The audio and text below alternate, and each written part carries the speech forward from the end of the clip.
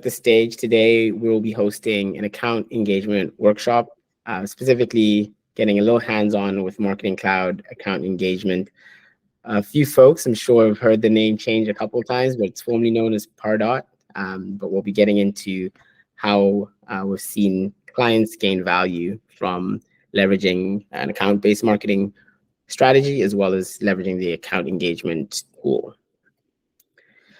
Before I get into the weeds, would love to just, if everyone could go into the chat and just send a note, which city you're calling in from, company that you're calling in from, just before we get started.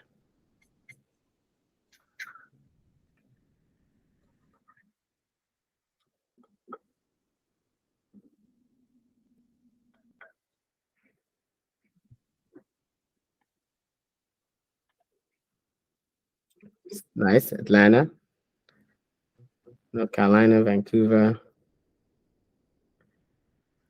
Oh, nice, the UK. Nice, love that. San Francisco. Awesome, awesome. Really appreciate that. And we'll get started right now. So what to expect today? We're going to do a little bit of an introduction of ourselves, Plative, as well as the account-based marketing capabilities within Salesforce. And we'll also do an overview of some of those specific capabilities that companies are able to leverage right out of the box. And we'll have an entire workshop where we'll actually go in, create some landing pages, create some content, do some reporting within the account engagement toolkit. And we'll have some time for Q&A right at the end. And so, who are we? So I'll just do a quick introduction of myself, and I'll pass it over to Aaron and Greg. But I'm Ludzie. I'm a solution architect with Plative. My background, I was in consulting, so I've worked at Deloitte. I was working at Salesforce as a solution engineer for 3 years, and been working with clients across segments and company sizes, helping them create value and optimize their Salesforce capabilities. And looking forward to walking through the bulk of the presentation here. And Aaron, I'll hand it over to you to do an introduction there as well. Awesome. Thanks, Ludzie. My name is Aaron Steenhoven. Thank you all so much for joining today. I am a 9-time certified across the Salesforce and Marketing Cloud ecosystem. I'm the delivery manager or associate director leading our Pardot account engagement practice here at Plative. And we're still going to sprinkle in a little Pardot today for those of you who have known the tool as Pardot, but I'll try to stick to account engagement for the most part. But I've been in the ecosystem for about 5 years now. Prior to joining the ecosystem and working with clients on Salesforce and Marketing Cloud implementations, I spent some time in the nonprofit industry, and then also spent some time as a business owner of a retail business. So thrilled to have you here today and excited to get started here. I'll go next. So Greg Stewart, Marketing Cloud AE at Salesforce. I'm in the retail consumer packaged goods as well as the MAE, or what we call manufacturing, automotive, and energy verticals. I've been with Salesforce for about 2 years. Before that, I spent about 7 years in CPG and manufacturing, specifically working with Nestle and Conagra. And prior to that, once upon a time, was a professional hockey player. So a little bit about myself. Looking forward to the conversation today. Greg, which team were you playing for when you were back in the day? Yeah. I don't want to make any enemies here, but the Montreal Canadiens, I had a cup of tea with them. Sounds good. Fantastic. All right, so we're going to kick off. Before we get going, just want to let you know, everyone in the chat here, if you would like to ask any questions, just hop into the Q&A section of the chat, and you can post any questions there as we go along. Greg and I will be answering the questions, and if we have time at the end, we'll also address some of those questions. So want to keep this interactive. Feel free to ask as many questions as you may have. So a bit about Plative. Plative is a global implementation partner. So we work with clients across North America implementing Salesforce. What's really interesting is that we're also a NetSuite Oracle partner. So we go through the entire value chain from traffic all the way to cash. And one of the focuses that we have is obviously the traffic section. So that's really creating marketing demand, as well as engagement throughout the life cycle of your customers. We have about 2,200 projects under our belt, with about 160 full-time equivalents working on projects within both verticals, so NetSuite and Salesforce. And I'm gonna pass it over to Greg to really kick us off on setting the stage on why account engagement is important. So Greg, I'll pass it over to you there. Yeah, perfect. Thanks, Lizzie. So I'm just going to go over some of the common challenges that we're seeing in the space right now, and really it's resulting from a higher expectation from our customers. So a recent survey that we ran across the globe, 73% of our customers expect companies to understand their unique business needs, and so it's pretty critical for us to understand that in order to create a seamless experience across all touch points and drive acquisition, expansion, and retention. But there are definitely some gaps that we see, and in order to kind of achieve those objectives, you got to close those. And really, some of those gaps that our marketing, sales, and service teams are seeing are dealing with legacy technology or different tools being used by different business units. It's creating complexities with the data, also keeping that data siloed. And ultimately, this is leading to disconnected, negative customer experiences. From an operational standpoint, marketing teams are being challenged with demonstrating the value that they're bringing to these teams. And whether that's driving top of funnel or post-sale engagement, marketers struggle to deliver highly valuable leads to sales, measure engagement, and deliver deep insights to their sales and service team so that they can stay laser focused on kind of putting the customer at the center of everything that they do. So the biggest challenge here is that companies that don't have these kind of systems in place or that streamlined platform, they're often spending upward toward 20% more on their marketing efforts to acquire, engage, and retain customers. Next slide, Lizzie. So what are Salesforce customers doing to kind of overcome these challenges? And it's really around reframing the conversation with how marketing supports teams. And it's not just top of funnel and building brand awareness. It's really integrating themselves into every single touch point along a customer journey. And it starts by unifying your marketing, your sales, and your service teams on a single platform and putting the customer at the center of that journey. And so, typically there's 5 stages within that journey: awareness, conversion, onboarding, engagement, and retention. Awareness is where we're starting to leverage engagement and behavior to deliver relevant and dynamic content. And behind the scenes, building those key insights and scoring so that when the time is right, marketing is able to pass over the most qualified leads to sales. And this is typically a breaking point that we see in most customer journeys, is moving from different systems and not having an automated or fluid process to pass over to lead to sales. It creates, you're not necessarily targeted in the way that you're dealing with your customers, and sales is not doesn't have that laser focus on the most qualified customers. Our customers are overcoming this at that conversion stage. So when we're working off that singular platform, it's really having those deep insights around our customers.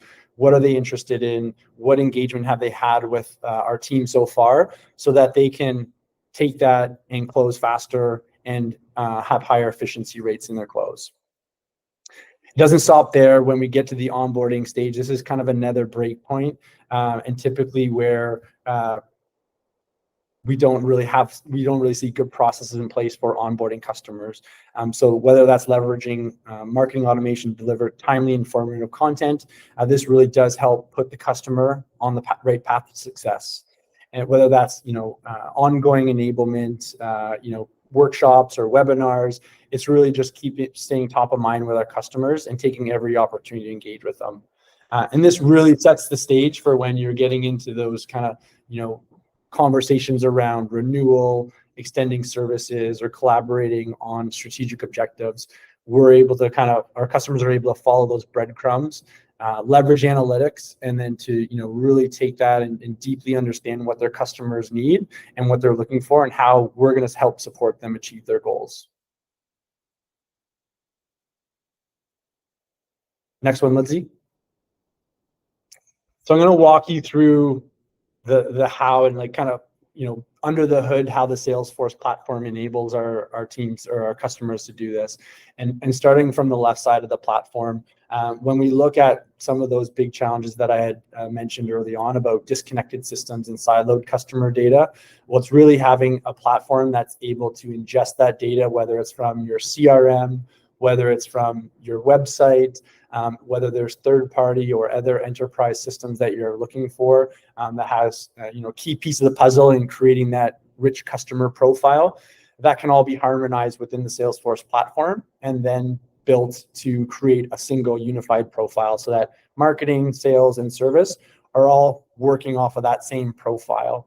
And as we kind of move from there onto like the journey and orchestration side of the marketing platform, this is kind of where the magic comes in. And having that customer data or that rich profile and the ability to automate your segmentation at a one-to-one level really does start to personalize the journey. So, whether that's through lead nurturing, webinars and workshops, or transactional messaging, promotional offers on products or services, or if there's renewals that are coming up that triggers an event or journey. So it's really setting up your customers to have those conversations or those direct engagements with your sales and service team members. As we move on to kind of the engagement channels, this is kind of another avenue that's a competitive advantage of the Salesforce platform, of being able to meet the customers where they want to engage with you. So whether that's on mobile, social, email, in person, or direct engagement through the sales or service team, what their preference is and when to engage with them. So whether that's send time optimization or engagement scoring, so content is really relevant to them, the platform is able to deliver that. And at the end of the day, when you tie that all back, it's this the analytics that is always on. That's looking at what are the successful behaviors of the cycle or the full customer journey, and then refining that and making recommendations to improve that as you start kind of at the beginning of the cycle with your customers. So it's always thinking about what can we do better and serving up your sales, service, and marketing teams with next best actions and things that are going to help move your customer along and ultimately drive acquisition, retention, and that's kind of the end goal of that sales cycle. Really appreciate that, Greg. And I think what you mentioned there in terms of how long it takes to actually engage a client and what it takes to really find, win, and keep them, all of this really ties that together. And when we go to the next section here, what I really want to cover is some of the key capabilities that Greg has mentioned and really doubling down on what actual capabilities customers are leveraging. And it all starts with how to enable account-based marketing for your clients. And this is really to identify key accounts, identify how you want to engage with them, and also measure the effectiveness of those campaigns that you're engaging your clients through. And the main goal there is obviously to win new business, but also grow existing relationships across your value chain. And that all starts with content. Obviously, content is a big part of any account-based marketing or any marketing engagement strategy, and having the right tools and the right channels, whether that's email, whether that's landing pages, whether that's having gated content, for example, like a webinar, being able to create that content and then be able to report effectively on how that content is performing are all capabilities which are built right into the account-based marketing platform offered by Salesforce.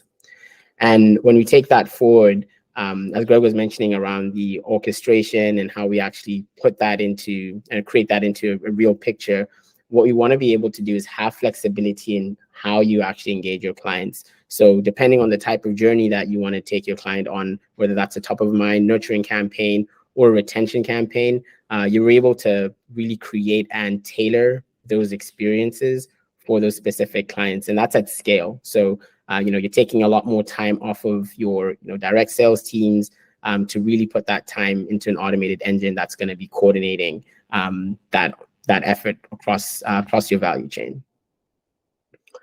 And then when it comes to really interesting capabilities around scoring and grading, I have a really funny story about this scoring and grading capability. But effectively, what it allows you to do is determine who you're interested in, what clients do you want to focus in on, and how are they engaging with you. So if you think of a grade, it's, if I was a student and I was studying a research project and I wanted to search on Tesla's, Tesla's products, as a student, I might not necessarily have the budget, timing to actually purchase that. So that's a way that you can actually grade and tier your customers.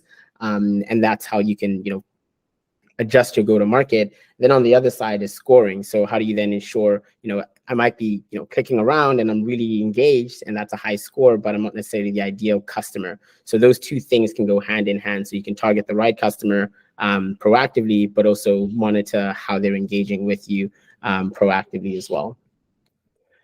And to tie that together, and we're going to go through all of this when Aaron walks through the workshop, but how do you unify this with account-based marketing analytics? So being able to see and view the performance of your collateral across your value chain, across accounts specifically, and the contacts in those accounts. So that's one of the areas that we see tremendous value from clients being able to leverage that. I'll pass it over to Aaron here to go over the account engagement workshop. Yeah. Awesome. Thank you, Ludzi, and thank you, Greg. Really appreciate both of you joining today to support and for all of your hard work in driving the success of this workshop. Thank you to the audience, all of you who have taken time to join us today. We are thrilled to have each and every one of you here, and we're just excited to get into some of this with you.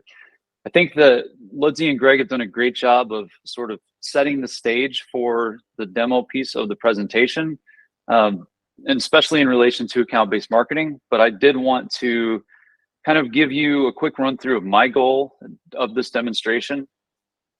So when you start talking ABM strategies and programs, there are two key components from my perspective of how you're going to successfully roll that out. You have the strategy, and then you have the technology side of it. And those two pieces need to work hand in hand in order for you to have success. So as an organization, you'll have to go through a process, as Ludzi alluded to. You're going to have to go through a process of looking at your data. What data do we have in our organization? You're going to have to look into demographics, firmographic information, and decide which accounts you want to target. What are your high value accounts going to be? And then on the technology side, we have to have a tool that's going to help you actually implement that and be successful once you have that strategy in place. So that's what I'm going to show you today. We're going to look at Marketing Cloud account engagement and how that can help tie into your success. And we're just going to start by taking you through a typical marketing flow. First, we're going to look at the system itself and how easy it is for you to get logged in and start using Marketing Cloud account engagement. If you're already familiar with Salesforce and you have Salesforce users, great. Then it'll be that much easier of an experience for you to get up to speed the first time you log in to use account engagement. We'll just kind of look at that. We'll look at the ease of integration. We'll look at how easily the data syncs back and forth, and will help you achieve your target accounts and the data strategy that you have in place with your ABM program. And then we will also look at a typical marketing flow if a net new lead was coming into your account engagement org, and then at some point pushing up to Salesforce. We'll talk about all of that in relation to scoring and grading, which Ludzi set the stage, and also MQL versus SQL conversations. And then we'll get into some of the other building blocks and components of how we want to start nurturing, qualifying, and closing those leads and turning them into actual business and accounts with our organization. So we'll look at things like dynamic lists, which are a big part of our segmentation strategy. It also ties into the data conversation. We'll look at the email building options that are available in the system and how we can send out different types of emails. We'll look at engagement studio programs. And if you're not familiar with that term, if you're familiar with other marketing automation platforms, Marketing Cloud has a tool called Journey Builder. If you're familiar with tools like HubSpot or MailChimp, you might be used to terms like workflows or automations. And Engagement Studio is just account engagement's version of how we can set up an email sending type of campaign and automate that within the system. And then once we've looked at all aspects of how we run a typical marketing campaign, we'll then introduce you to a really exciting tool called CRM Analytics. We'll also talk a little bit about engagement history and the metrics that you are able to push up to Salesforce via connected campaigns, and just gives you a better look into your overall marketing attribution and return on investment. So I did want to, also give the caveat, we're going to sort of look at things from a high level today, as we know we have people from various industries that have joined the call. So we want to make sure that we're capturing more of a global view. But obviously we are also going to be sprinkling in some different nuggets along the way. And Greg and Ludsey are also going to be sprinkling in some nuggets of truth as they see fit throughout this presentation. Really excited to have both of them. Just so you're aware, audience, Greg and Ludsey are both some of the best in the industry at what they do. And so it's an honor to have them joining us today for this session. All right, Ludsey, so I will take over the screen share at this time, and we'll get started going through some of these exercises here.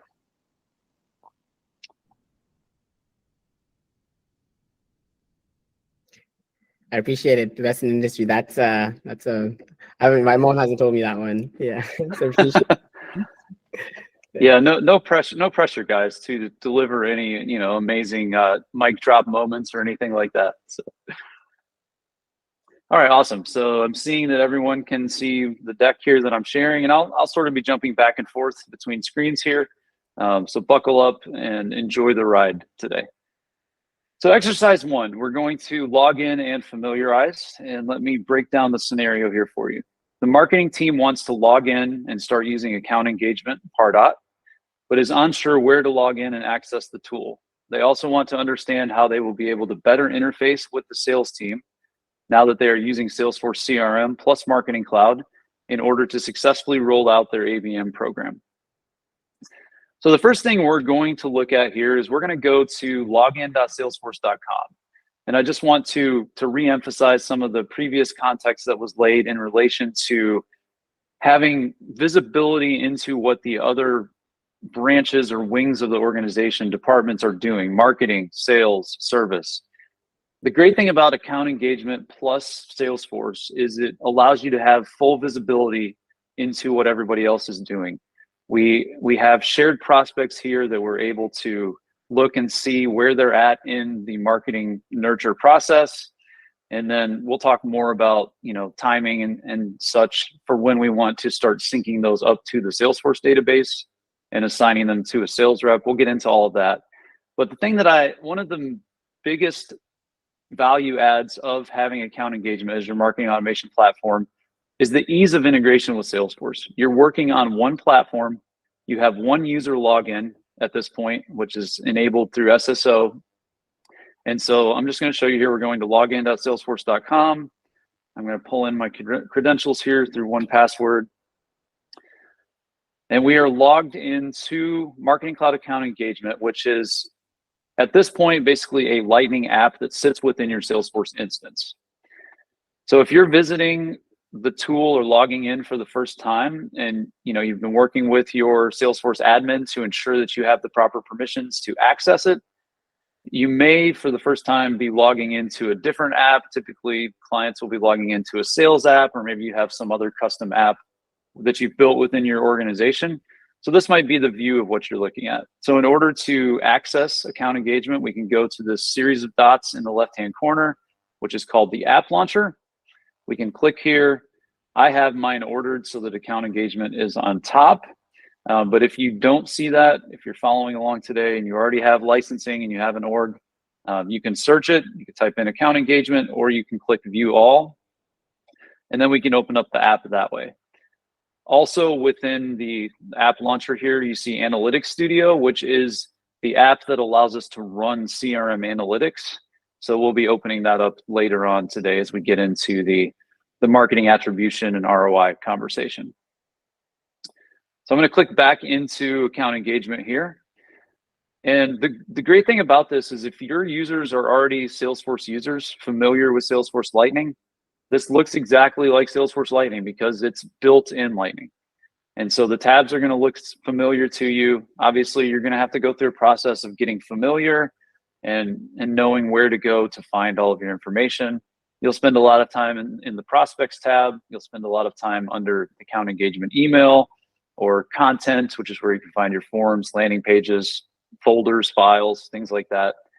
So I encourage clients to, get in the system, click around, get familiar as you're logging in for the first time.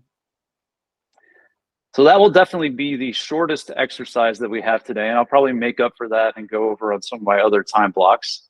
But just to review, we were able to log our new users into the system and get familiar with how we can access and start utilizing. And we also talked about the benefits of the integration and the ease of use there. Moving on to exercise 2, submit a web form. The scenario here is leads end up on your website as visitors via a Google search, ad, or word of mouth.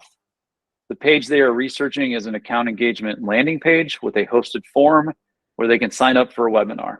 We're hosting a webinar right now, so a lot of the examples we use today will be webinar based. And then the individual would like to learn more about Marketing Cloud account engagement, so they decide it would be beneficial to sign up. Transitioning over to the org here, I already have this open. And so what I've done here is we've got a landing page mimicking what you would do if you were creating a webinar sign up page. And so on the right, we have under the register now, we have a form that is dynamically pulling in that we've created in account engagement. And the other thing that you'll notice here is it's already pre-filling some information. And the reason for that is I have previously submitted this form as a test prospect named Kurt Connors. And so Kurt Connors is already in the system. We already have the email address for Kurt. And if I revisit the form, the cookie on the browser and on the form is going to acknowledge that I've been there. Now you can change some of the settings there and decide when you want to pre-fill certain fields versus when you want to allow people to overwrite data in fields. There's all kinds of settings in account engagement that allow you to do that. For the example today, I'm going to resubmit Kurt Connors on this form instead of creating a net new lead, but then we're going to talk about some of the semantics there as well and some of the differences. Also, you'll notice in my org today that I am a big Spider-Man fan, so all of my prospect examples today will be based on Spider-Man. And the other examples in my org, if they're not superheroes, they're typically either sports players, singers, musicians, or plative employees. So those are the different types of test prospects you'll see in my developer org today. So field-wise, we've got first name, last name. We've got email address here, .connors@oscorp.com. We have job title of lead scientist, and then we have company Oscorp. So I'm going to click the submit button, which says register. We'll get redirected to the Plative website here. Let me close that out, switch back over. And then under our prospects tab, as I scroll down here, you'll see that we have a prospect record in here for Kurt Connors. And so I want to just kind of run you through, once you go through that process and you either create a net new prospect in the system, or the example I just gave where we're resubmitting a form and we already have one, this is what you can see on a prospect record from within the system and how you can start interacting, working with those prospects. So under the content section here, we have the form submission information that we gathered. We also have the source campaign. So for that particular landing page, I had source campaign set up as testing. I have a testing campaign I've created here. And this kind of goes into the conversation that originally, back in the old days, Pardot was intended to be more of a first touch or source campaign system, trying to track where someone came from. And so obviously in 2023, we're having more of those multi-touch attribution conversations, which we're going to get into when we look at CRM analytics later today. Also want to give another caveat here that prospects can also be in other campaigns at the same time. This is just the source campaign or marking where did that prospect initially come from. I do want to make a comment there, Aaron, and just to create some context there.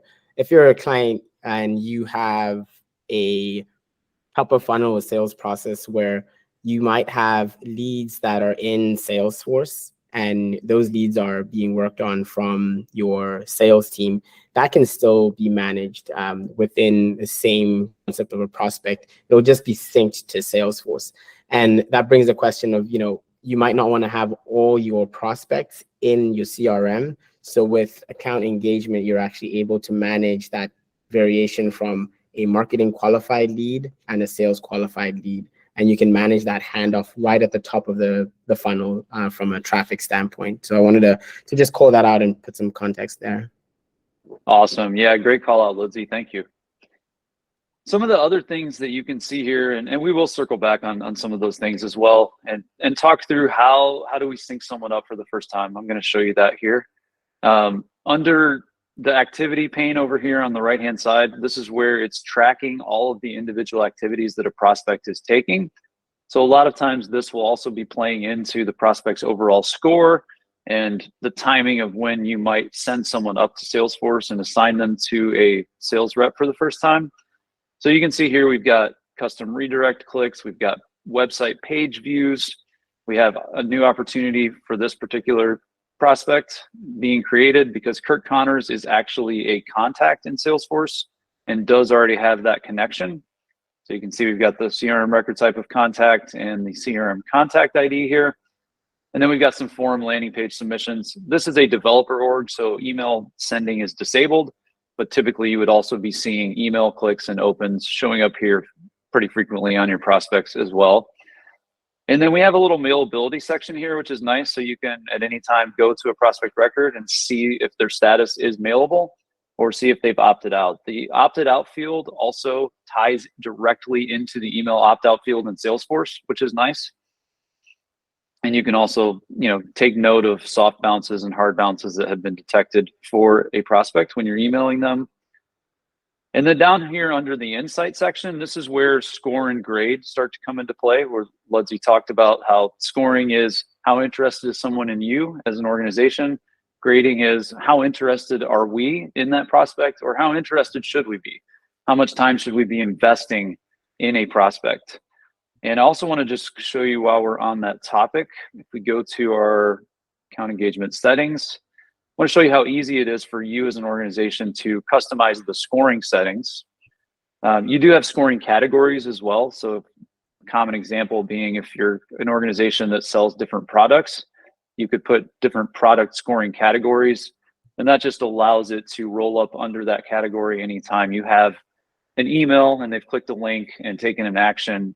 It will roll up under that scoring category on the prospect record. But as far as the general scoring rules themselves, it's very easy for you to go in here and edit these. But your org out of the gate will come with some standard default settings, and then you can go and change them. I believe out of the box, like a form submission is set to 50 points, but that's something that's very, relative to you as an organization, right? You might decide, no, I only want a form submission to be worth 15 points, whatever it might be. And there's other ways that you can also manipulate that in the system through other automations. So a common use case we also see is you can set your scoring rules on a global level. And then if you say you had a web form that was more valuable to you, worth more to you, you could also set up what's called a completion action on the form submission so that you could adjust the score by an additional 10 points. And so that would take into account both the global setting and the completion action, and it would score someone as 30 points for submitting that particular form. So there's lots of little ways that you can, manipulate the system to your business plan and what works for you as an organization. And I'm just going to build off of what Aaron's saying there. In addition to kind of the scoring, you can also set thresholds. So as the score starts to build up, that can trigger an automated engagement from, like, let's say, a salesperson. So if this person has hit this threshold, we're going to assign this salesperson in this territory an action item. So it automates that for you. So there's no manual handoff there. It's really doing the work for you and delivering a really qualified lead to sales. Awesome. Yeah. Thank you, Greg. So in the conversation of when do we sync someone up, when someone comes in as a net new lead into the account engagement database, they're just going to hang out there until you tell the system it's time to push them up to Salesforce. And that is done through the assigned user field. And so you see that currently I'm the assigned user for Kirk Connors. I've already pushed him up to Salesforce originally. But if this was a net new lead we had created or had come in from a form submission, then this assigned user would be blank. And like Greg just alluded to, you can have an automation set up for the timing of that. And you can have scoring or grade as some of the different criteria of when you push someone up. Sometimes your scoring threshold might be 100. It just depends on you as an organization and how you have that structured. And then real quickly, I don't want to get too lost into the weeds here today, but you'll see that you have access to the default out of the box fields that are syncing down from Salesforce once the connector is installed and active. And so you have, things like first name, last name, job title, a lot of the stuff that we were capturing on the form.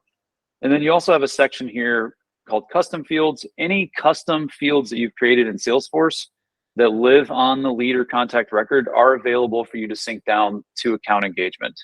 And then you also have access in a read-only capacity on your accounts or opportunity fields, or custom objects can also be synced down for segmentation purposes.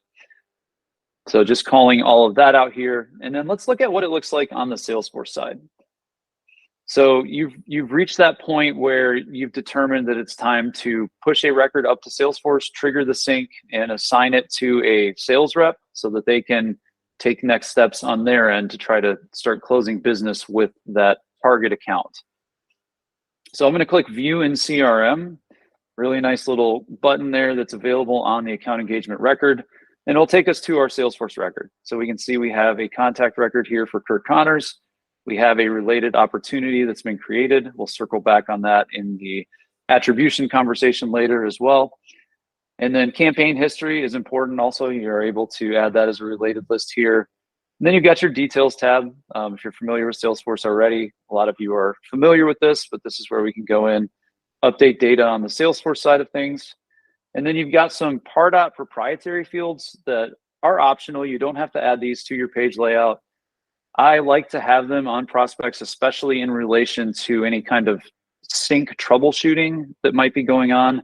If you have an error in the queue when you are syncing a prospect, a lot of times it's just something with a pick list value or something like that that's not matching up to account engagement. But it's always nice for you to be able to reference account engagement, last activity, and things like that on your Salesforce record. And then there's some other things you can add to the page layout. The only thing I want to really call out here is you can add people to what are called static lists. And we're going to talk more about dynamic lists and how we can automate our segmentation process. We're going to walk through some examples there. But there are instances where you want to have that manual control, and you might want to have the ability for a sales rep to say, okay, I want to add them to the monthly newsletter list directly from their record as I'm working with this lead or contact in Salesforce, right? And so that's another powerful feature there as well. And then really quickly going to give you a preview here while we're on the contact record of some of the analytics conversation that we're going to get into later today. We'll look at this on an account record later on, but wanted to show you on a contact record the engagement history dashboard and the engagement history metrics. So scrolling down, the metrics or cards are on the bottom section of the page here. Just gives you a quick view into some of the most recent prospect activities that have been taken. And then up here, we have the engagement history dashboard. So this is one of those things that once you're syncing data back and forth, this is working for you out of the box, and we'll start populating data for you. You have a few filters here. You've got some date range. You can filter by campaign. You can filter by asset type. Again, we're not going to see anything email related on this developer org, but we can see our engaged campaigns here. We can see our engaged content. And then as we scroll down, we have a table view that gives us a little better breakdown into the asset name, asset types, activities, dates, all that good stuff. So you can see how powerful of a tool engagement history is. And just to help you quickly understand the architecture here, this is possible because we have a one-to-one connection with our Salesforce campaigns and our account engagement campaigns. And campaigns is one of those words that can be confusing and have a lot of definitions, right? So when I say campaign in Salesforce, I'm really talking about sort of a foldering system where we're gathering all of our metrics and attributing the activities that have gone on to different campaigns. And the caveat there is we're also going to be talking about sending campaigns on the call today. And when we get into engagement studio programs and things like that, if I say campaign in that reference, I'm really talking about an actual email sending type of campaign. So just a little clarity there for you. And I do want to call out when you're referring to this engagement history dashboard, this can be rolled up all the way to the account level. So if you're really thinking of how do I target an entire account with different departments and different stakeholders, this is one way to really get that granular review and view of who's engaging and who's most likely to help move things along. Yeah, absolutely. Awesome. So moving along here, and just to review, we went through the process of what it would look like if someone visits our landing page with a hosted form on it and they submit that for the first time. It's going to create that prospect in the system. And then from there, once you have your strategy in place as an organization of when you want to sync someone up to Salesforce for the first time, you'll have an automation that handles that for you and continue the process of trying to close that deal and get business driven to that specific account. Moving into exercise 3, we are going to create a dynamic list. The scenario here is the sales team is working with the marketing team to properly segment their audience based on a specific industry. They would like to have a list automated for them based on their leads who work in the media industry, so they may continue to nurture those leads associated with their high value accounts. So on the task side there, we're going to create a dynamic list and we're going to use industry equals media as the criteria. And then we'll also give you some examples of other ways that you can segment your data in the system here. So let's go to the prospects tab, and just so that I'm not having a million tabs open, let's close that one out. So segmentation lists, this is one of those things in the system. The account engagement makes it super simple for you to find it because you will be segmenting a lot and working with segmentation lists. So it's on several different tabs: prospects, automations, account engagement, email. You can find it in several different places. I typically default to the prospects just because you're working with prospects a lot and it's easy to remember and click over there. So we're going to add a list here, and we'll call this ABM webinar list. We need to select a folder. So I'm going to put it in my 2023 demo folder. And then the other thing here that we need to focus on is we're going to select dynamic list. So what we're doing here is we're basically setting up a criteria or multiple criteria that determine list membership. So you are automating that process and reducing the manual labor and tasks involved with managing your different lists for your email sends. Once you feed the criteria to the system, we're going to click Run Rules. And at that point, the system will constantly be evaluating whether a prospect matches it and is a member of the list, or if they stop matching, it will remove them immediately. So that's how it functions. It does remove any manual control that you have over the list. So that's an important thing to flag here. There are other scenarios. We talked about the one where you might want to have a sales rep adding someone to a specific list. There are other scenarios with engagement studio programs where, based on an action that someone took or didn't take within a program, or them meeting a criteria or not meeting it, you might want to remove them from a list. So there are different use cases, but typically dynamic lists are going to be the way that you're going to want to go because it's just reducing so much of that manual time. The other thing I'll call out here as we're building this is public lists. So inside of account engagement, anytime you send an email, you're typically going to have a little link on the bottom that says update email preferences to give your audience the option to opt out of that email communication, and also just to visit their preference center and opt into other communications if they'd like. And so this is where you have to set that up. In order to make this appear on a preference center, we have to flag the public list, and then you have to give it a label, and you can give it a description if you want as well. So we could say all the latest happenings. Probably not really a full sentence or grammar, but for the purpose of the example today, that's what we're going to roll with. And then we'll select what preference page we want to be available to this list, and we'll click Set Rules. And then once we get into the interface here, I'm going to add a couple of new rules and just talk you through how this works. So we have match types. We have match all or match any.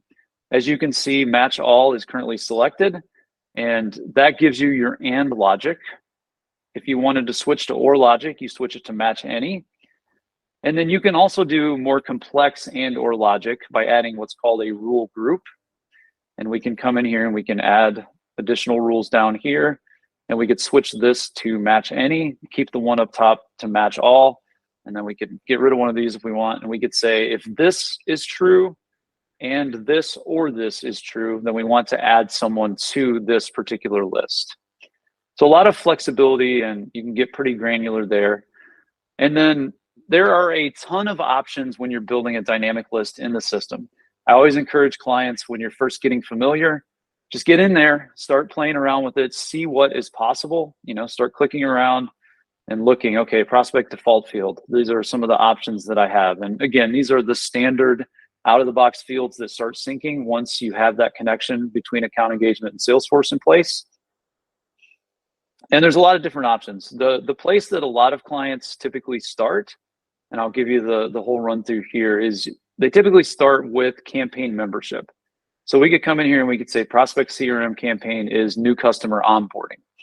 And the way this would work is you would want to have what's called a completion action set up on that initial landing page and form that our test prospect Kurt Connors submitted earlier, so that when Kurt Connors submits that form, they automatically get added to the Salesforce campaign new customer onboarding. That Salesforce campaign then has that connection back and forth between account engagement, which is allowing it to also push up the engagement history metrics that we showed you and gave a brief introduction, and we'll talk more about later as well. And it pushes that data up into Salesforce for you, allows you to do some custom reporting as well inside of Salesforce. So that's how you would work on that. And then inside of account engagement, you then have this dynamic list, which is pulling in only those people that are a member of the new customer onboarding campaign. And then this list could then be used either to send out a newsletter type of send or one-off send via a list email, which we're going to get into here, or it could be used as a triggered send in an Engagement Studio program to feed that program. So that's one of the common examples. You can even get more granular than that. You can do it by the campaign and the status. So we could say new customer onboarding is status of responded. Those are just the out of the box, and you can change those in Salesforce to anything that you want. So those are a couple of common use cases. There's also the default field that we looked at already, or any of your custom fields can commonly be used. So another example here is we have this custom audience type field. So we can go in here and we can say audience type is donor, if we have any nonprofit friends on the call today. Or we could say audience type is advisor. So that's just a common field audience type that many organizations will have. And any custom fields that you've created in account engagement that have a mapping to Salesforce will be available here for you to use. You also have custom objects like we talked about, where you can better segment your data based on custom Salesforce objects and the fields within those objects. And you also have account fields, you have opportunity fields. So if you want to use like an opportunity status, things like that, you have the ability to do that. One other thing that I'll show you here, which is really nice in relation to the conversation of oversaturating your clients or constituents with too many emails, you have this prospect has been emailed, and you can put at least 5 times in the last 30 days, or you can use weeks as your barometer there. So that's just a way that you can help make sure that your prospects are not receiving too many emails. And then you could use a list that had this criteria in it as a suppression list on an Engagement Studio program. So that's one of the ways that you can use this. And there's so many other things that you can do here. Not going to go through everything, but for our actual exercise and example, we're going to say prospect default field industry is media. And then we're going to click run rules. You could click preview. It takes a few minutes to populate. not really a necessity on a dynamic list, because if you get a list populated, you run the rules and you realize that your numbers are off based on what you had in mind, likely you just put a criteria in incorrectly, and you might just need to go in and tweak that. So you can either edit and adjust that in this dynamic list, or you could just delete it, create a new one. It's very simple, as you see, to go in and create those additional lists in your org. So we'll click run rules, click OK. It'll take a few minutes for it to start matching prospects, but I'll show you, I have a list that I built out previously here called top of mind program, account-based marketing webinar example. And this is the exact same criteria. If I switch over to the details tab, prospect default field industry is media. So within a few minutes, that other list will have this same audience. We've got our team at the Daily Bugle here, Peter Parker, Eddie Brock, J. Jonah Jameson, Betty Brandt, that match our list. And we'll use that list here in a few minutes as we look at emails and engagement studio programs as well. To review the exercise here, we were able to go in, we were able to create a dynamic list and feed certain criteria to the system. So we're minimizing the amount of overhead and labor required from our team members by putting this in place as an automation to pull a list based on that criteria. And before we keep going, I just want to put some context to that. And I think what's really important about the dynamic list, as you're mentioning, is the amount of time that's being saved. So, you know, if you scale up your marketing operation team and you have a consistent conversion rate, you could have, you know, 100, 200, 1,000, 10,000 dynamic lists that are, you know, filtering through those prospects. So the value there is tremendous when it comes to the time being saved as you scale up. So I just wanted to call that out. Yeah, great. I'll double down on that, Lindsay, just in terms of like the service angle, or you're coming up to renewal, triggering kind of an event or a campaign at a certain period of time. So renewal is in 90 days from now. That can trigger an automated campaign as well. So you're building that top of mind awareness that those conversations need to happen so that you can focus on the retention strategy. Yeah. Awesome. Yeah, great call outs. All right, moving right along. Exercise 4, create and send an email. And this is probably where I'll lose some of the time I made up on exercise 1 earlier. This is one of those conversations that it's hard to show you everything in the interface. So keep in mind that it's going to be an abbreviated demo of the email sending tools today. But we're always here. Reach out to us if you have other questions after the workshop. The scenario here, the marketing team has been asked to activate the list audience built for sales in the previous exercise and to get a one-off email sent out to the media industry list regarding an upcoming webinar. They are new to account engagement and the email building features that it offers, but need to move quickly. So they begin to research their options. So just to kind of set the stage here a little bit, there are currently 2 email sending tools available in the system.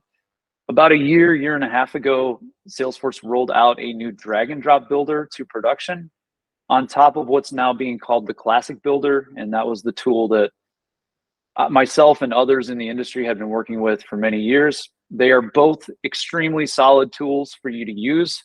It's really a question of, in my opinion, it's a question of how is your personnel, you know, structured within your organization? What are the different skill levels and skill sets? If you're looking for a quick email building tool that's more clicks, not code, the new Lightning drag and drop experience could definitely be for your team. And we'll look at both of these. But if you have someone that's very HTML, CSS savvy, and is used to having a little more control on that end of things, then the classic builder might be a good scenario and a good tool for you to use. So I have an example of both, and we'll kind of walk you through on a high level. And again, I'm going to be moving quickly on this, so just kind of bear with me here. We're going to go to the account engagement email tab, and this is where we're going to look at the classic version first. So this is where all of the classic email content is found. This is also where your preference page is, or preferences pages, if you have multiple. Account engagement comes with the default out of the box. You can create as many custom ones as you want. So this is where you could edit that. We're going to open up this webinar classic email template. I'm going to click edit email template so I can show you the interface here. So inside of this interface, you can see that this isn't drag and drop. Like if I grab this, I'm not able to drag and drop and move it around. It's a content block based or region based, and you are required to have some pardot region tags and pardot repeatable tags in order for these to show up. As you see, as I hover over repeatable, it gives me the option to duplicate rows, remove rows, move the row down. So if I click duplicate row, we can see how easily that duplicated. And then as I hover over it, you can kind of see the border of that solidify into a bold font, so you know which block you're working with. And then I can click move row down. We can see that it jumped underneath the button there. Same thing on the button. I can click move row up. We can move that all the way to the top here. So it's very easy once you have those regions in place to duplicate, move things around. For those who want a little bit more control over the HTML and CSS, you do have that here where you can go into an HTML tab and you can go to town. You can have access to all of your code. For those who aren't as HTML, CSS savvy, there are layouts that are available to you. So if you wanted to use the classic builder for some reason, you could use that, and you can pull in a layout that already has the pardot regions in the code, and it has placeholder images, placeholder text. It's already got a nice little layout template there for you that you can then fill in, duplicate which blocks you need to duplicate, things like that. So still very functional, I think, for teams, even if HTML and CSS is not your thing.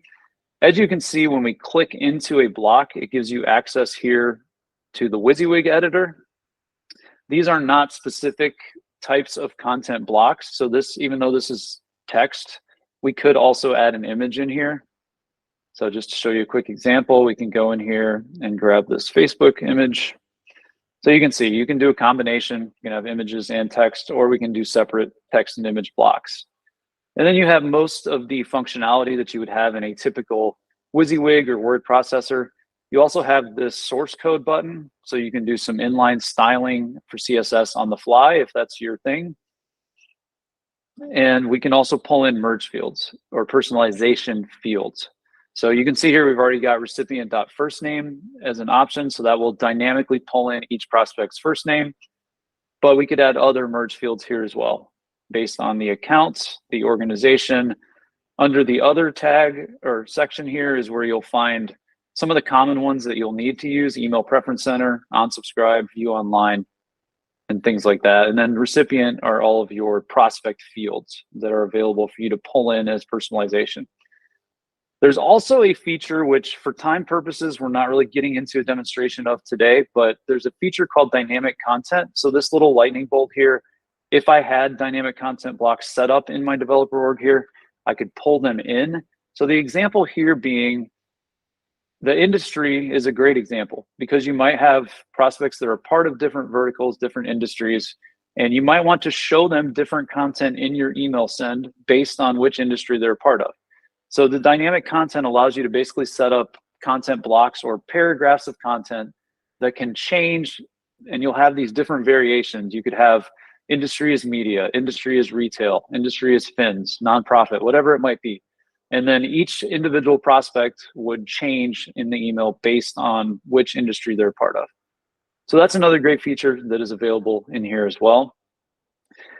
Just to give you an idea of how the typical flow of this goes, I am currently building out a new email template in the Classic Builder. So it's kind of a two-step process. You start with your email template. A lot of times you're going to set your initial branding. You're going to have your logo. You're going to have your social icons, maybe some text blocks or image placeholders, things like that. And then from there, after you publish that template, it's then available either to use as a list email send in the system. So that would fit the use case of a newsletter type of send or a one-off send, or it's available as a triggered type of send, an autoresponder email or an engagement studio program. So obviously, if you're using it for a triggered send, you want to make sure that you've got the template completely polished. You want to have your subject line in place. You want to have your sender information, all of that already in place before you publish. But if you're using it for a list email, a lot of times clients will have a basic template in place with their branding and some lorem ipsum or image placeholders. And then there's other end users that might come in and add the actual copy for that month's newsletter and send it out. So those are a couple of different ways that you can do that. I want to show you the list email option here in the system. So I'm going to click out of here. We're going to go to drafts, click leave, and just kind of walk you through what this process looks like. So again, this is like a newsletter type of send or one-off. Just call this list email example. Throw a number on there. Throw it in our 2023 demo folder. We do have to choose a campaign to associate with this particular send. So I'm going to grab my testing campaign. You also have to select which tracker domain if you have multiple in your org, and that is for branding purposes. So any images or files that you have associated with that email will have your branding. We use success.plative.com for ours, but a lot of clients use things like go.clientname.com, assets.marketing. It's really anything you want as that word in front of the subdomain, whatever accurately represents how you want to do your branding. And then down here at the bottom, another call out as we're getting into this interface is A and B testing, which is currently available in the Classic Builder. It's not yet available in the Lightning Builder. I've heard that it's on the roadmap for future though. So if you wanted to do that right now, you would want to use the Classic. And then we're going to pull in the webinar Classic email, click apply. This is going to look almost identical to the email template builder we were just looking at, except for the fact that you have these A and B variations. So it's going to allow you to try out some different things and see what works best before you hit send to the rest of your audience. You'll have a test audience, and then you'll have a send audience based on which variation works best. Moving to the testing tab, the other thing that I wanted to call out here is you do have the ability to do litmus renders from within this builder. And what will happen here is if you click new render, it'll take a few minutes for it to populate, but it'll give you these proofs that will show you what your email would look like in different email service providers like Outlook, Gmail, or desktop versus mobile, or even as granular as, you know, different versions of iPhone operating systems and iPads, things like that. It'll show you exactly what your email is going to look like on those devices and different email service providers. So that's a really neat tool in the system. And then as we go into the sending tab here, we also have the option. Well, we don't have the option. It's a list email, and account engagement is such a list-oriented system here. So you do have to select a list to feed this. So I'm going to grab our top of mind program that we just looked at, pull that in. You'll notice here on the right that the total mailable prospects are 4. That's what I anticipated. And currently we have a test audience of 1 and a winning audience of 3. We'll look at that setting down at the bottom here in a second. You'll also see the main difference on this sending tab from if you were in the email template tab is you have A and B options for sender, custom reply to address, and subject line. So you can tweak that and experiment with different variations and see what's working with your audience database. And then under A and B tests, you have to select how long you want to run the test before a winner is selected. You also have to select the criteria, and then you have a little slider here that allows you to move between 10 and 50%. So we could say, let's do 50%, test it to 2 subscribers, and send the winning email to the remaining. And then down at the bottom, we have completion actions, which we've talked about a little bit, but for the first time, this is what it looks like in the system. Again, a lot of these interfaces are going to start looking familiar after you've been in one of them, because this looks pretty similar to a dynamic list.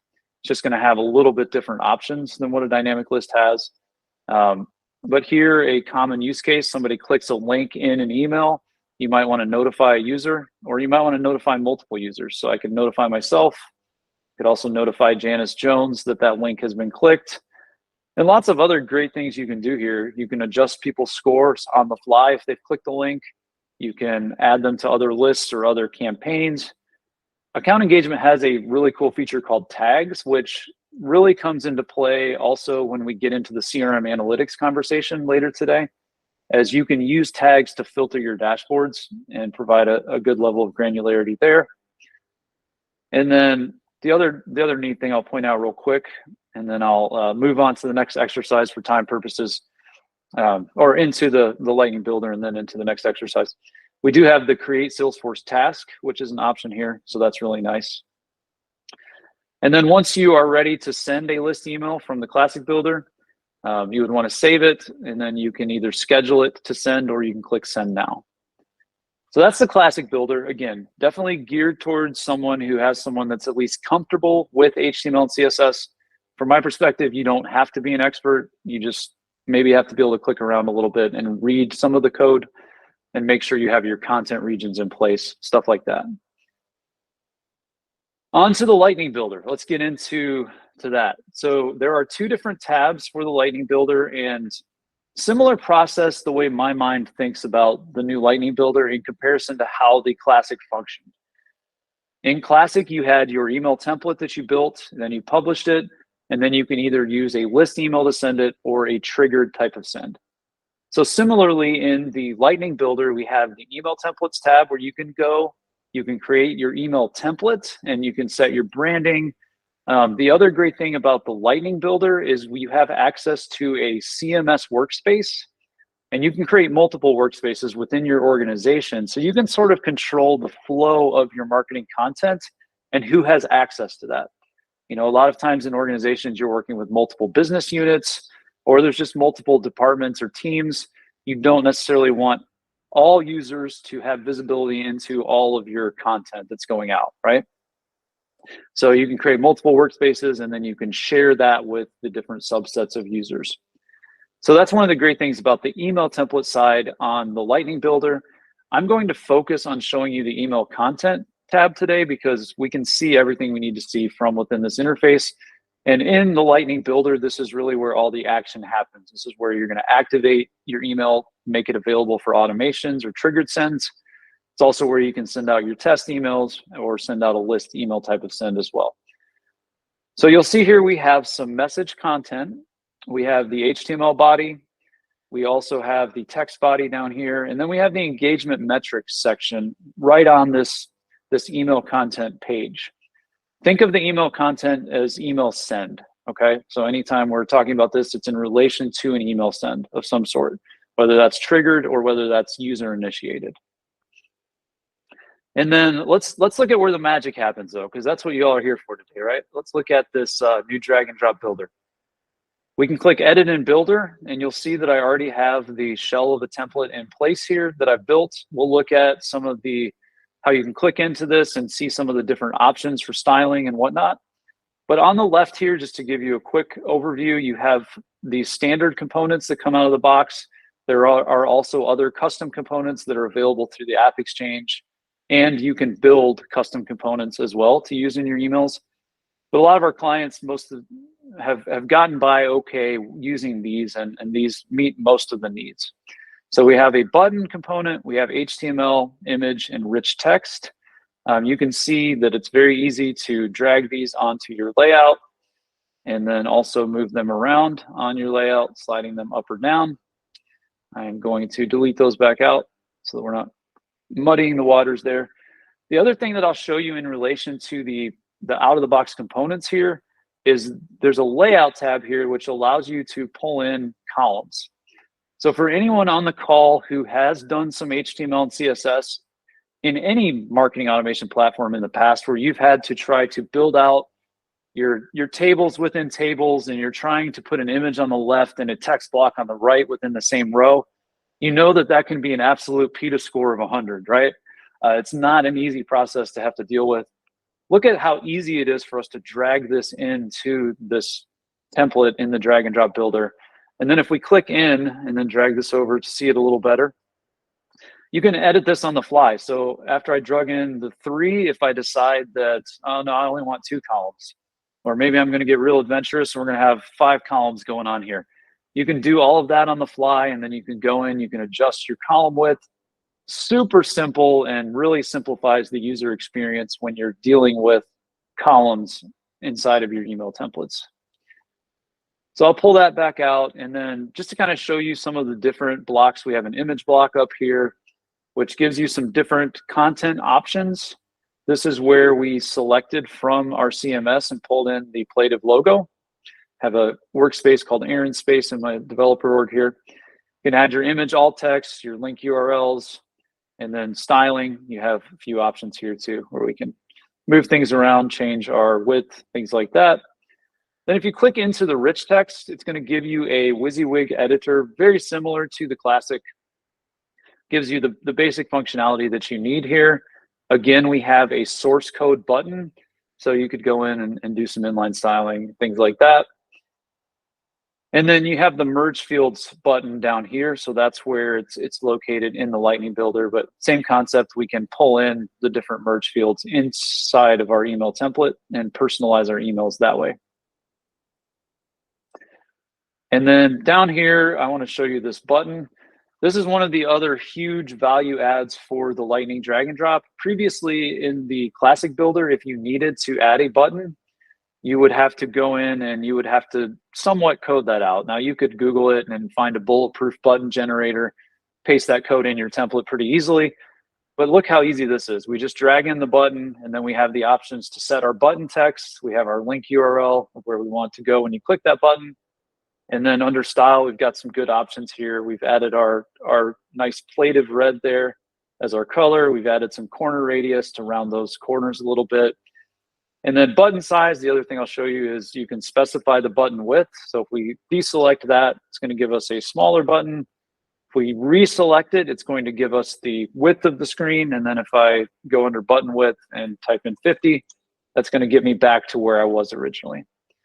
So I love that button feature. As you can see, super simple for your end users to come in here using clicks, not code, and use this Lightning Builder and be up and running within minutes. I'm talking 5 to 10 minutes, you can have an email ready to go out the door. And again, you're reducing the amount of time involved in your processes so that your users of your organization can spend their time trying to close the deals. We're not having to go in and spend a lot of time to do these things. When you're done, you want to make sure you hit save. And then you want to click back to go out. And then I'll show you the next steps here. This little drop down is where all of the next steps will take place. You're able to go in, you can preview as a particular prospect. So we could type in J. Jonah, and we can see that the recipient first name is working and populating inside of that email. We click done. We also have the ability to do a test send. For time purposes, I'll just show you these other two here. This is where you would activate your email if you wanted to use it in an Engagement Studio program. And then you can select your campaign, your primary sender, all of that good stuff, and then click activate. And then this is where you would send out an email using the new Lightning Builder. So we'll select marketing email and then select our campaign, select our tracker domain, recipient list, any suppression list that you want to put on the send, primary sender, reply to, and then again, you have completion actions. Just looks a little more Salesforce Lightning on this side of the house than it did on the other side. And then we can send now, or we can send later.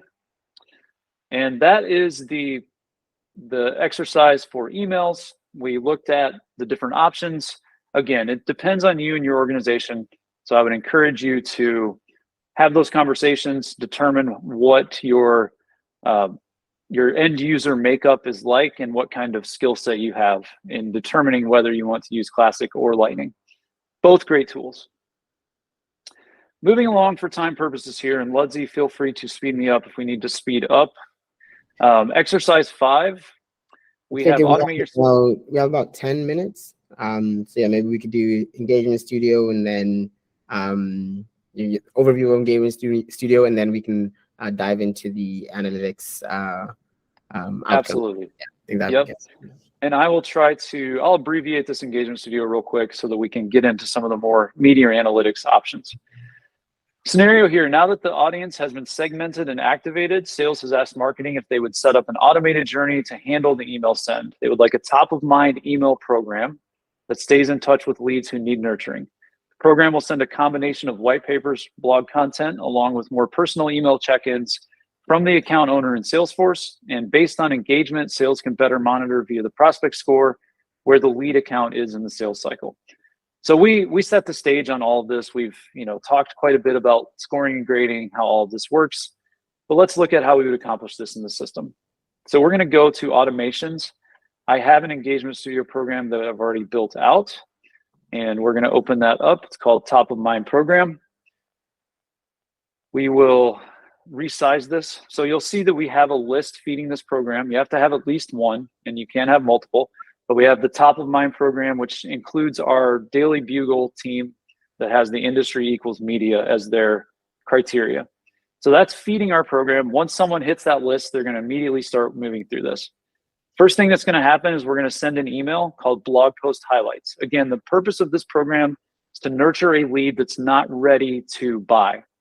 And we want to try to move them in that direction.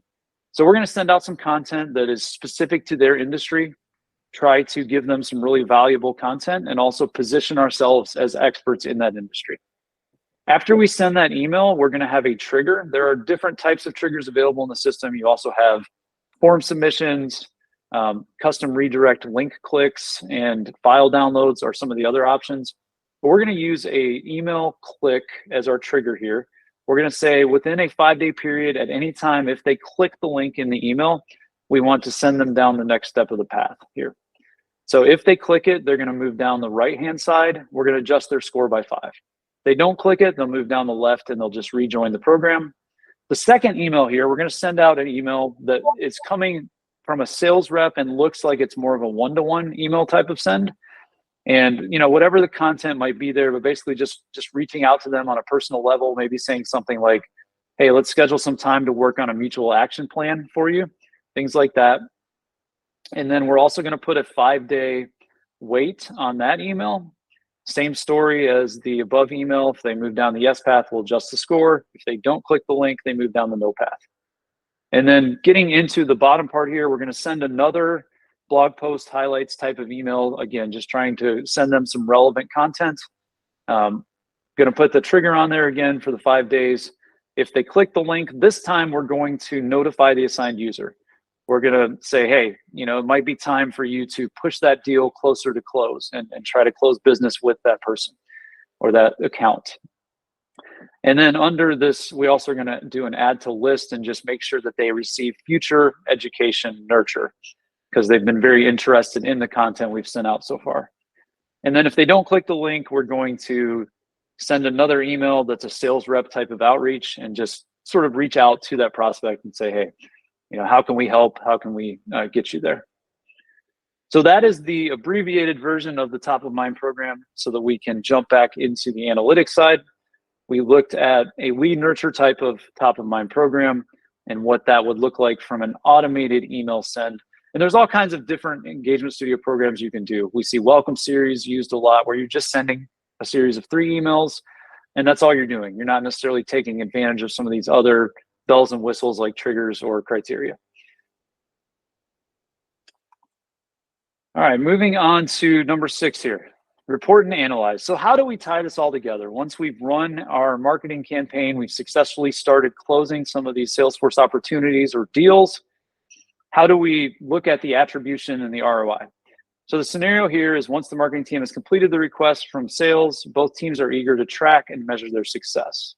They would like to see the overall marketing ROI by opportunity and accounts, the assets and campaigns associated with the ROI, and also drill down into individual engagement on their records in Salesforce.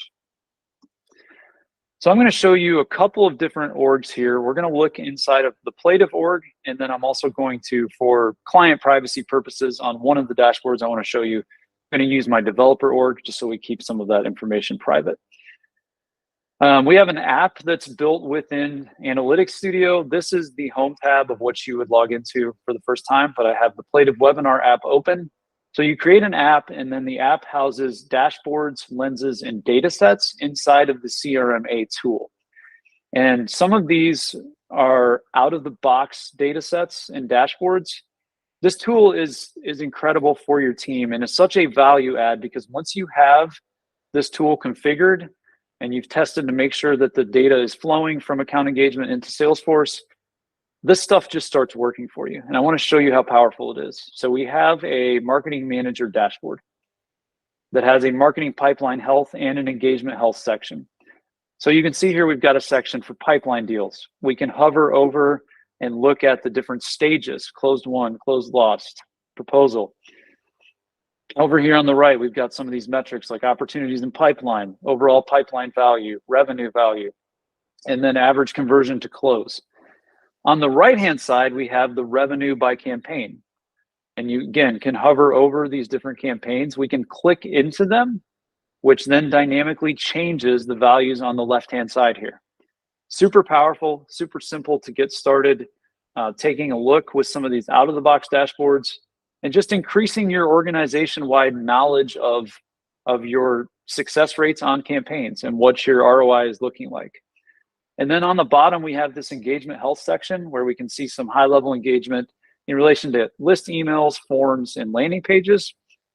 And then if we open up another dashboard here, we also have an out-of-the-box dashboard called engagement. So this has a lot of the same stuff from that engagement health section that was at the bottom of the marketing manager, but it's in greater detail. We have a full section here for list email engagement, email templates, forms, and then landing pages, all within one dashboard here. We also have some really nice toggle buttons that are already dynamically linked. So we can switch between unique clicks, total CTR, total opens. And then scrolling down, if you wanted to look under your landing page engagement here, if you hover over these bars, you can also change the view on your left-hand side here as well. So that's all dynamically linked. And this is all out of the box, folks. Once you get it set up and running, such a value add for your organization. One other dashboard I want to show you inside of Plativ's org here is we have this multi-touch attribution dashboard. Such a relevant conversation in 2023, right? As we talk about, and Greg talked a lot about this earlier, all of the different channels that we have, all of the different paid ads, and then we have emails, and we have different things that are going out in our different campaigns. And how do we tie it all together? Well, a marketing attribution dashboard is a great way to do that. It does require some back-end setup. You have to tell Salesforce what your model is. And so we have even touch distribution, we have first touch, or you can set it up as last touch in the system. So that's another conversation strategy-wise that your organization will need to have on what you want your primary model set to. The nice thing about this, though, is Plative has ours set to even touch, meaning that you are grabbing all of the information for the campaigns you're running and you're equally distributing that information, right? Based on the campaigns that people have taken activities on, the engagement history related to those campaigns, and how it ties into your overall opportunities and accounts and you closing that revenue. But the great thing about this dashboard is even though even touch is our primary, we can also switch here to first touch. And if we want to take a look at that and just see how those numbers differ, we can do that. So this is a super powerful tool. We can switch it back to even touch there. And then moving along to the other dashboard I want to show you here, and I hope you're as excited about this one as I am. I think this one will blow your mind. In relation to the account-based marketing strategy and rollout and just looking at your overall attribution, we have this account-based marketing dashboard, which also comes out of the box once you have the tool up and operational. And we can come in here and we can look at high-level account details, pipeline value, the open opportunities, the contacts, average engagement score. On the right, we have the pipeline value by account. And if I click into Oscorp here, it will, again, dynamically change the values. So I can see we have one open opportunity for 6 million. And I can see we only have one contact associated with that deal. And so there's one decision maker. However, if I click back out of Oscorp and switch into United Oil and Gas Corp, we can see that there are 4 contacts that are associated with that account. And so that's the decision committee or buying committee on that team. And then I'll click back out of that and just scroll down and show you some of these other things. We've got the engagement score by account. We can hover over and see the different accounts. We've got revenue win percentage, and then we've got the stage value by account where you can again hover over and see the different accounts, United Oil and Gas Corp, Oscorp. We've got closed one, and then we have a table view down here at the bottom, which just gives you some additional details on the opportunity name, the owner, things like that. Super valuable for you as an organization. And again, a lot of this stuff is out of the box. For time purposes today, we're not really going to get into the custom pieces of CRM analytics. We'll probably be running a workshop in the very near future where we talk through some of those custom use cases and give you some examples there as well. But this is stuff that will just start working for you out of the box. So just to review, we've taken a look, we've finished up a successful marketing campaign, and then we have tied it all together using CRM analytics and also engagement history. Oh, and that reminds me, sorry to backtrack here. One other thing I wanted to show you. We talked earlier, and Ludsey mentioned how you can see the account for the engagement history dashboard. So if we click into this Oscorp record, we click open record, this will take us to our Oscorp account.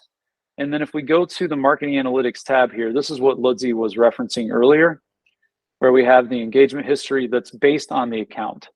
And so again, Kurt Connors is the only decision maker on this one, but if we had other contacts related, then they would show up here also, and we would see their engagement history and their activities.